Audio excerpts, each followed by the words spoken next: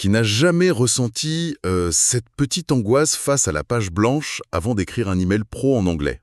Ah, le fameux syndrome de l'email. Exactement.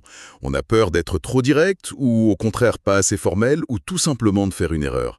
C'est un blocage en fait que beaucoup de professionnels ressentent. C'est d'ailleurs quelque chose que les sources de cabinet Action qu'on a analysées pointent très bien. Tout à fait.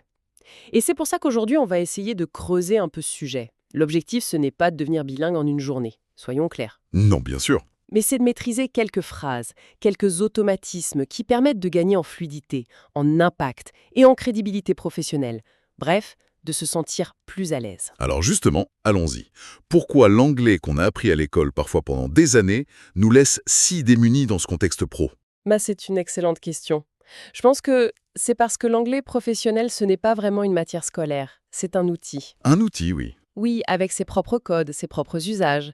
Les formations de cabinet Action, par exemple, insistent beaucoup sur les mises en situation concrètes, les réunions, les emails, parce que l'enjeu, ce n'est pas la perfection grammaticale. C'est l'efficacité. Voilà, c'est l'efficacité de la communication. D'accord. Alors, entrons dans le vif du sujet.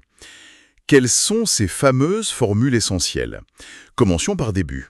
L'ouverture de l'email. Alors, pour l'ouverture, on a le grand classique « I hope you are well ». J'espère que vous allez bien. Ça, tout le monde connaît. C'est un peu une valeur sûre, non? C'est une valeur sûre, polie, universelle. Mais c'est un peu impersonnel.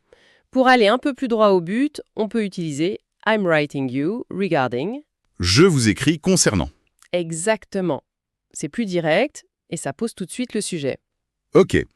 Et pour le corps du message, disons si on a une demande à faire. Pour une demande polie, une formule qui marche à tous les coups, c'est « Could you please confirm ». Pourriez-vous, s'il vous plaît, confirmer? Ça, c'est très clair.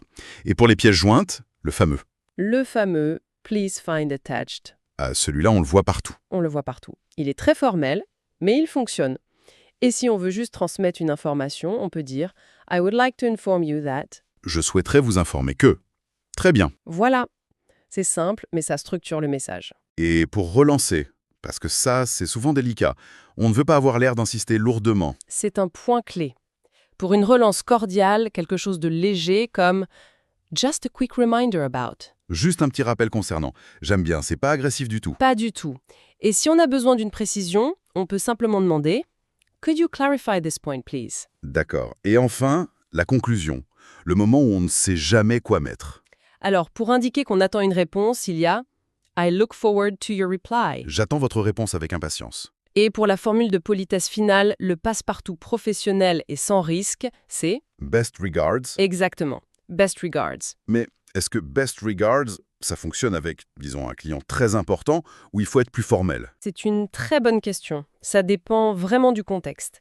Et c'est là qu'un accompagnement personnalisé, comme ce que propose Cabinet Action avec un coach dédié, prend tout son sens. Le coach aide justement à choisir la bonne formule pour la bonne situation.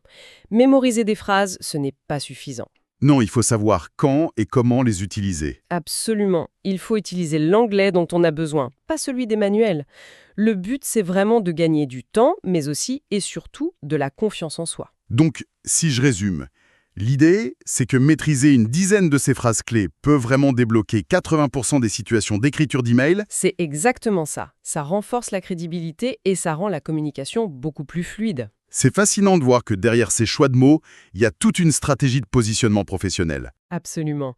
Et ça soulève une question, peut-être pour aller un peu plus loin. Les mots sont des outils, on est d'accord. Mais la vraie réflexion, c'est peut-être celle-ci.